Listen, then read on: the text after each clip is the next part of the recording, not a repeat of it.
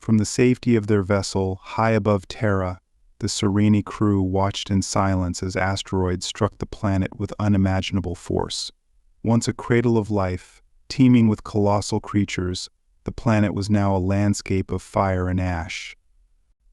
The impact sent shock waves across continents, triggering volcanic eruptions and casting a shroud of darkness over the world below.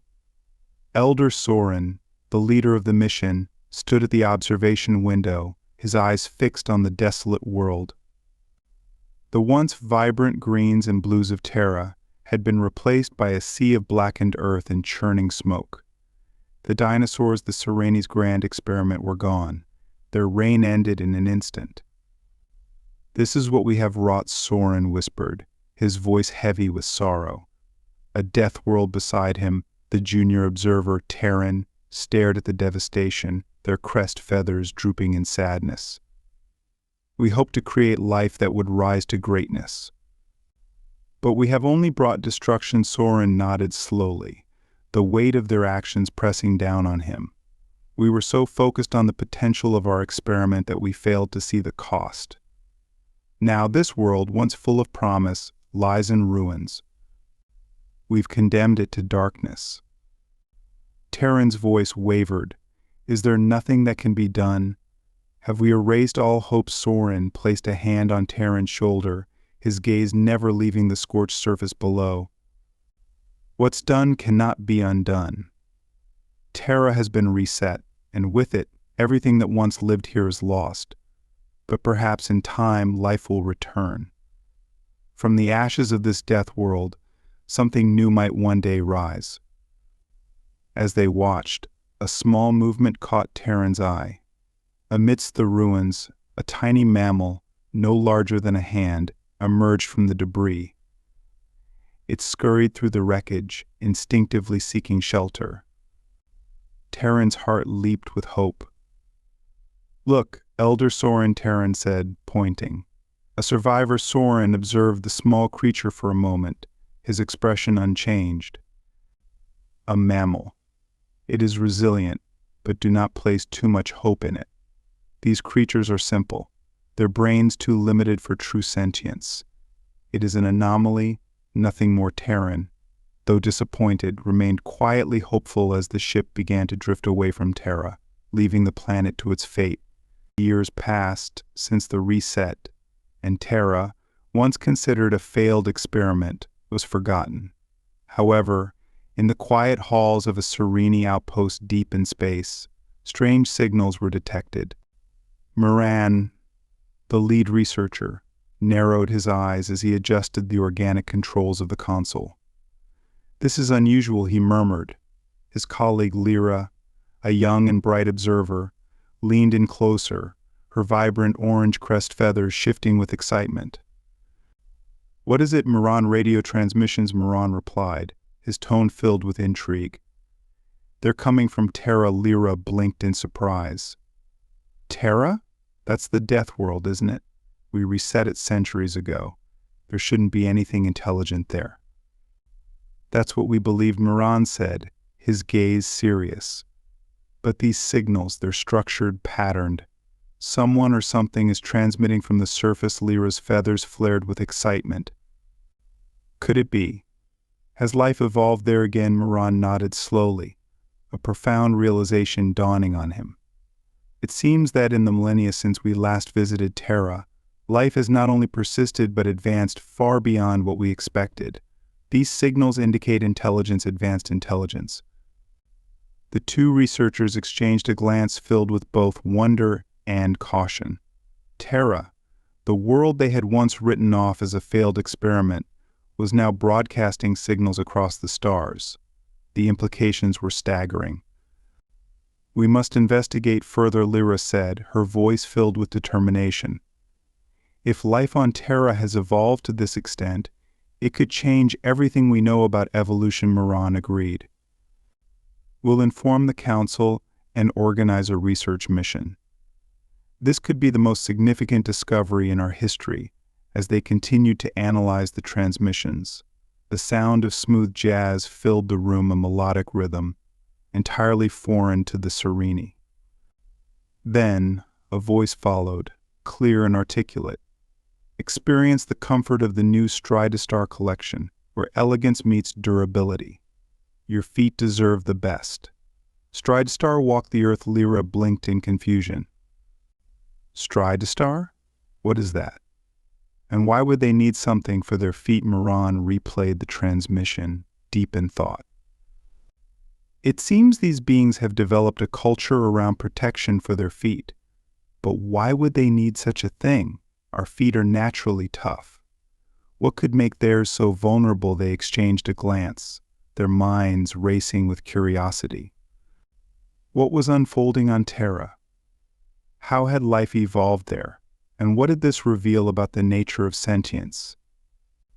The Sereni launched a mission back to Terra. Elder Soren and Terran, joined by Moran and Lyra, descended once more to the planet they had once reset. To their amazement, Terra had transformed into a thriving world, teeming with life. Intelligent creatures resembling early mammalian descendants had developed. They had built structures, used tools, and exhibited signs of advanced culture. Terran, filled with excitement, pointed out signs of ingenuity. A group of the beings communicated using a complex language, while others worked together to construct rudimentary shelters. It was a far cry from the primitive dinosaurs the Sereni had once engineered. They've evolved, Terran whispered in awe. These creatures, they've developed culture, language, and technology. We dismissed them, but look how far they've come. Elder Soren, who had once been certain of Terra's failure, stood silent, humbled by the thriving world before them.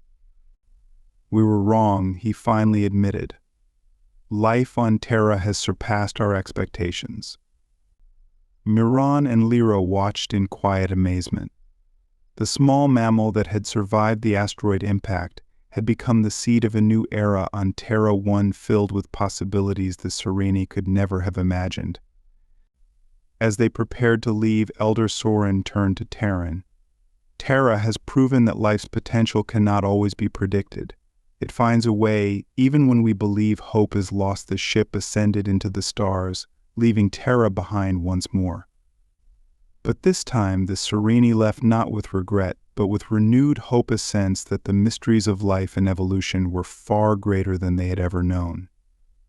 As the Sereni ship ascended, the crew remained silent, each lost in their thoughts about what they had just witnessed on Terra. The planet, once seen as a failed experiment, had not only recovered but flourished, evolving new forms of life that now showed the potential for sentience. Terran, still in awe of the discovery, couldn't hold back his excitement any longer. Elder Soren, how could we have misjudged so profoundly? These beings, they're so much more than we ever expected. Soren, standing at the helm of the ship, his eyes still fixed on the planet below, sighed deeply. Life has a way of surprising us.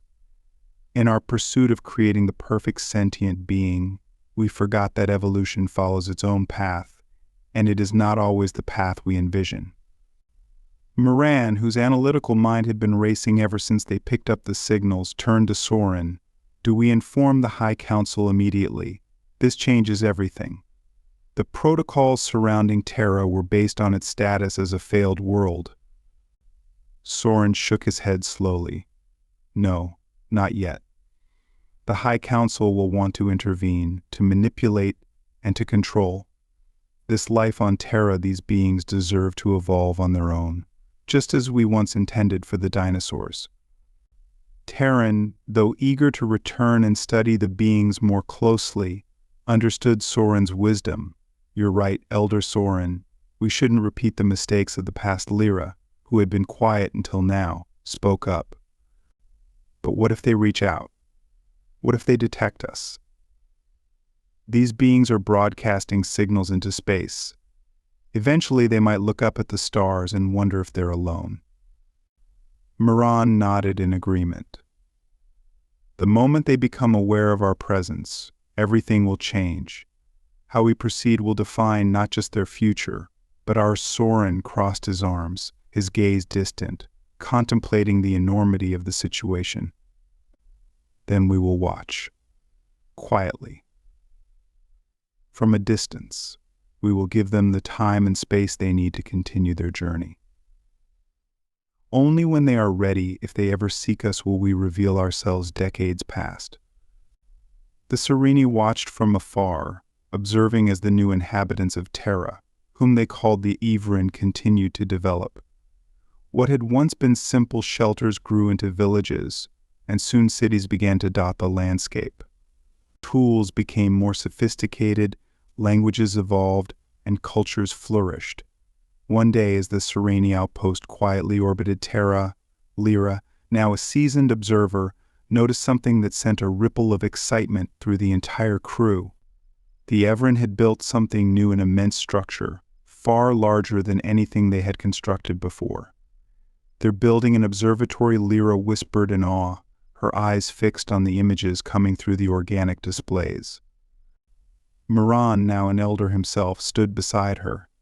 "It seems they are beginning to look beyond their own world. The day we've been waiting for may be approaching." The structure was unlike anything they had seen before. It was constructed with precise engineering, pointing toward the stars as if the Ivran were ready to explore the cosmos. As weeks passed, the Sireni watched with growing anticipation. The Evran had begun experimenting with early forms of astronomy, mapping the stars, and soon they would begin searching for life beyond their planet. Terran, now a senior observer, couldn't hide his excitement. "They're on the verge of something incredible. This is it, Elder Soren." The moment we've been waiting for. Soren, his once vibrant plumes now faded with age, stood silent for a long time before finally speaking. "Yes, Terran, it appears they are ready. But we must be cautious. The Evran's curiosity could lead them to us, and when that time comes, we must be prepared to answer their questions." One fateful day, the Evran's first transmission intended for the stars reached the Sireni outpost. It was a simple message, but its implications were profound. The message read, "We are not alone. If you can hear this, we seek knowledge. We seek understanding." The Sireni crew gathered around the console, their hearts racing. It was the moment they had been preparing for. Yet it was still overwhelming. Terran's eyes gleamed with excitement. "What do we do now? Do we respond?" Moran looked to Soren for guidance. "Elder, this is unprecedented. We've been silent observers for so long, but they are reaching out to the stars. They are ready for answers." Soren, his face showing the wisdom of centuries, took a deep breath. "The time has come to reveal ourselves, but carefully. They must not see us as gods or overseers. We are explorers like them. If we are to guide them, it must be with respect for their independence and potential." The Sireni prepared their response, but it was unlike any message they had ever sent before. It was not a proclamation of power, nor an invitation to follow. Instead, it was a simple, elegant signal, an acknowledgement of the Ivran's message. "We hear you. You are not alone." The response was sent. The Sireni watched with bated breath as it traveled across the vast space between them and Terra, where the Ivran had gathered around their primitive communication device, waiting for a reply. When the signal was received, there was a moment of silence, followed by a surge of emotion from the Ivran. They had their answer. They were not alone in the universe. From that day forward, the relationship between the Sireni and the Ivran became one of quiet mentorship. The Sireni, ever watchful, never interfered directly, allowing the Ivran to grow and learn on their own. However, when the Ivran sought guidance, the Sireni offered knowledge, helping them understand the cosmos and their place within it. The Sireni had learned from their mistakes. No longer creators or manipulators, they had become guides, quiet, respectful, and always mindful of the Evran's potential to shape their own destiny. Elder Soren, in his final days, reflected on the journey.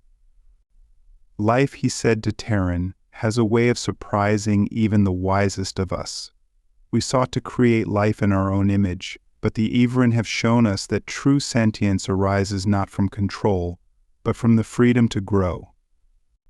Terran nodded, his heart filled with respect for both the Ivran and Soren, and in that growth they have surpassed even our greatest expectations.